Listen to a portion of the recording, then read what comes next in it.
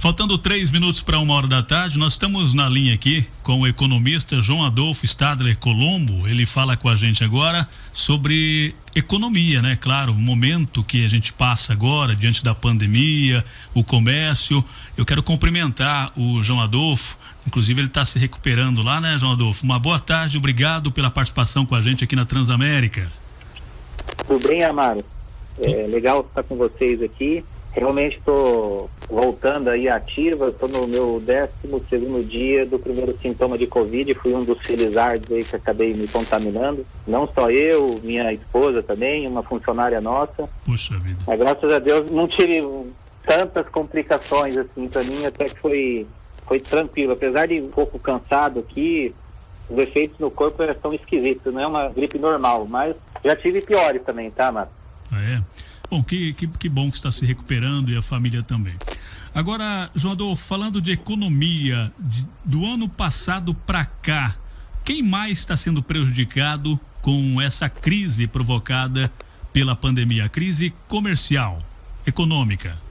Bom, se a gente fosse avaliar a questão de empresas, fica bem nítido quais são os ramos aí, os setores mais impactados, né? O pessoal dos eventos, muitos sucumbiram aí, aqueles que trabalhavam com, por exemplo, aluguel de trajes para casamentos, festas. Então, ali na Santos Dumont, se eu não me engano, que tinha bastante lojas nesse sentido aí, eu vi que praticamente todas estão com placas de aluga-se. Eu tenho amigos que são do setor também, estão amargurando aí 1 ano e meio de faturamento zero praticamente, e toda a cadeia, né? Você vê o pessoal que trabalha com locação de equipamento de som, visual, também trabalham como músicos, esses aí foram fortemente impactados.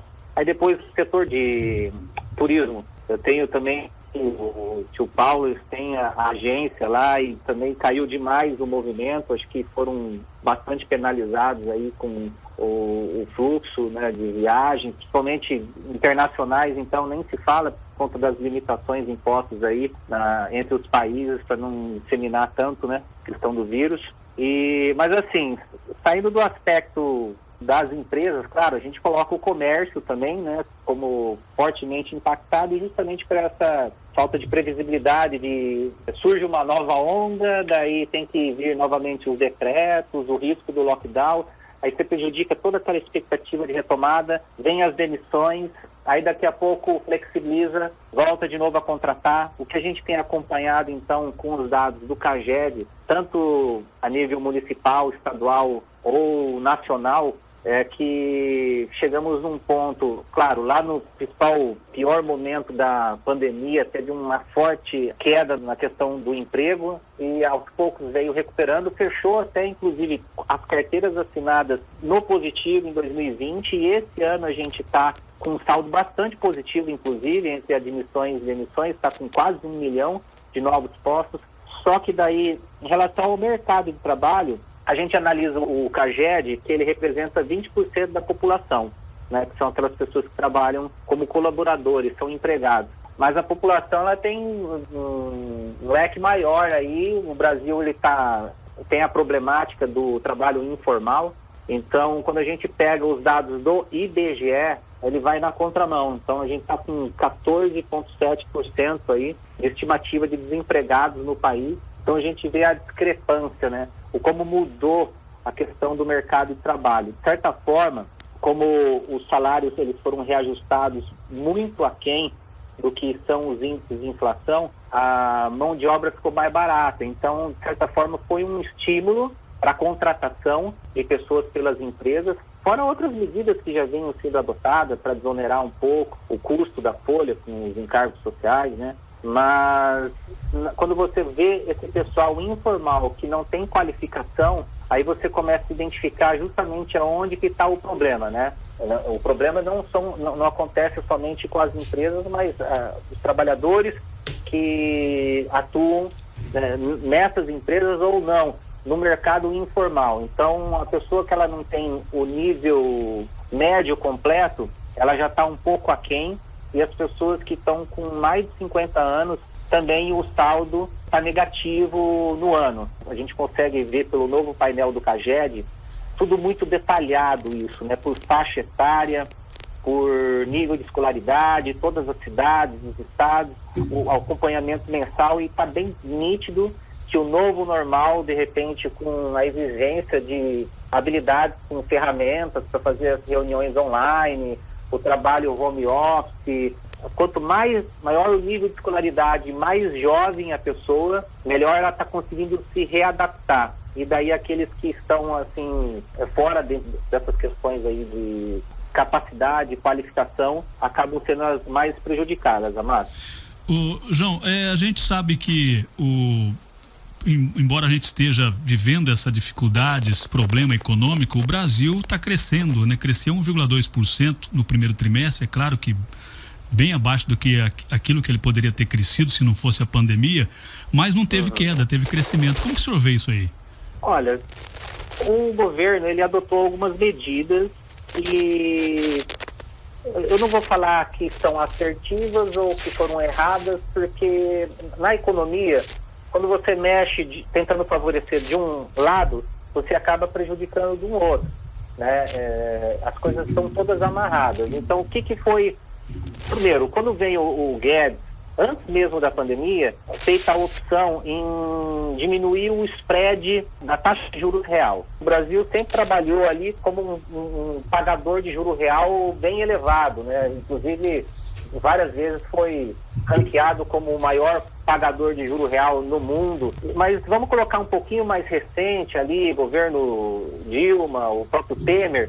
Se a inflação fosse de 6% ao ano, a Selic ficava em 10%. Ela sempre mantinha um spread ali de pagar pelo menos 4% de juro real para esse agente que é financiador da dívida. Muitos deles, investidores internacionais, fundos de pensão. Aí quando o Guedes vem e fala, não, nós não vamos ser mais pagadores de juros para rentistas. Aí veio caindo esse spread, né? Ele veio diminuindo para 3, para 2, para 1. Quando chegou lá numa Selic de 6,5, você tinha um IPCA de 4,5, ou às vezes até um pouco mais, enfim, ficava ali 1,5%. Então, isso daí fez mudar um pouco o fluxo de dólares. Se você tem outros países em desenvolvimento, como o México, que te garante com uma melhor fundamentos econômicos, na macroeconomia, no caso, e te paga um juro real maior, então o pessoal ia para lá. Ou não, prefiro, se for para ganhar igual os Estados Unidos, que é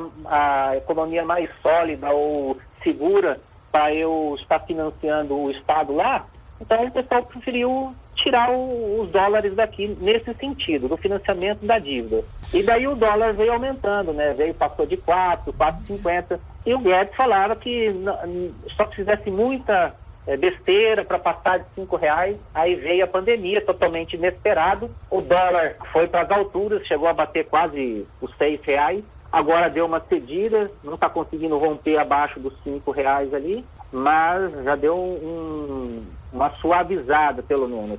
Então, o que a gente teve como impacto foi todo esse processo inflacionário. Eu acho que o governo, uma crítica que eu coloco assim, tomar um pouco de cuidado com o que está acontecendo com os índices de inflação, porque veja bem, não para de subir. Eu acabei de tirar limpo aqui, atualizado. O IPCA hoje bateu 8,06, né? Então isso muito me lembra lá quando tivemos a crise de 2015, que ele passou dos 2 dígitos novamente, algo que não acontecia fazia muito tempo. E o que fez necessário? Jogar a Selic lá em 14,25.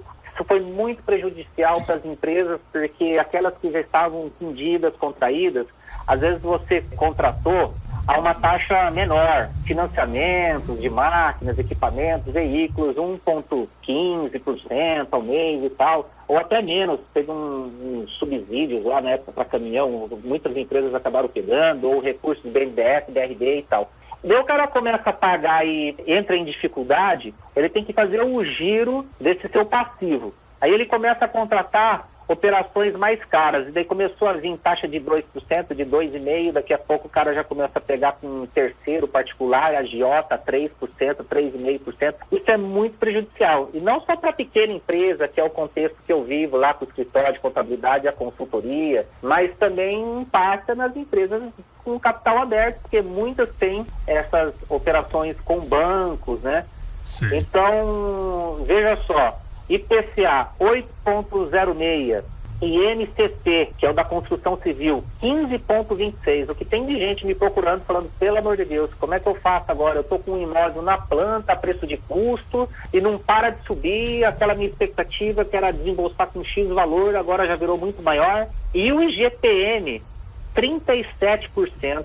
Assim, ó, voltamos a níveis, patamares que fazia anos, né, para não falar década, que a gente não passava por isso. Eu comecei comentando, falando que tem o lado negativo, tem a crítica, foi uma decisão do governo, né, do Ministério da Fazenda, junto com o Copom, etc., a tratativa em relação à Selic, que impactou no dólar, que por fim impactou na inflação. Mas aí teve aquela questão que eu citei anteriormente, barateou a mão de obra, porque o salário mínimo foi reajustado em 5%, então, relativamente, se eu tenho uma empresa faturando a mesma quantidade de itens com os preços maiores, o faturamento se eleva também, e você mantendo o peso relativo inferior da mão de obra, porque manteve praticamente os salários, isso daí dá um certo fôlego. E, na verdade, a gente pode fazer o seguinte exemplo, Amari. Imagina um país que só existisse uma única empresa, e daí eu tenho aqui para contratar 15 mil reais, e existem 15 indivíduos aqui nesse meu país. Aí eu posso contratar os 15 pagando R$1.000 para cada um, ou só 10 pagando 1.500 e 5 ficariam desempregados. Então, né, num exemplo bem infantil, assim, ou básico, o que houve foi o seguinte, foi uma opção em manter o emprego, porque a inflação no curto prazo, ela impacta positivamente no emprego, e a gente viu que, efetivamente, pelo menos com carteiras assinadas, né, nas empresas, foi benéfico. Mas, ainda assim, esse lado da informalidade é muito preocupante, e, no contexto geral, muitas pessoas aí desempregadas. Tá, mas aí, frente a isso, a gente está vendo o lado positivo da questão na economia. Então, realmente, o PIB caiu, mas não caiu tanto quanto poderia. Outros países tiveram recessões muito mais fortes, uma queda do PIB superior a 10%, o Brasil ficou 4,1%. De repente vem esse primeiro trimestre, a perspectiva era de 0,9%, já dá 1,2%, não é lá grande coisa, mas é interessante, e o legal é ver setorizado. A indústria cresceu 0,7%, o serviço 0,4%, e a agricultura, obviamente, é o setor mais pujante por conta das exportações, uma retomada da demanda, né, internacional, um novo ciclo das commodities aí em alta. Então fechou aqui nesse trimestre 5,7%, e o que todo mundo tem frisado aí é um detalhe interessante, que a compra de máquinas e equipamentos, ou seja, bens de capitais que você adquire numa empresa para fazer a produção, né, de itens, de mercadorias. Então a ponta da cadeia, né? Eu estou comprando máquina e equipamento na minha empresa, então eu estou começando a ter uma expectativa positiva. A sua participação fez, na verdade, uma explanação muito importante aqui, inteligente, para que a gente pudesse entender a situação, e numa próxima participação sua, a gente aborda mais o assunto aqui no Redação Transamérica. Eu quero agradecer a sua participação e desejar melhoras aí a você e a toda a família que está se recuperando, né? Estão se recuperando aí da Covid-19. Obrigado, viu, João? Valeu, Amaro. Um abraço para todos aí. Tchau, tchau. Tchau, tchau. Esse, então, é o João Adolfo Stadler Colombo falando com a gente.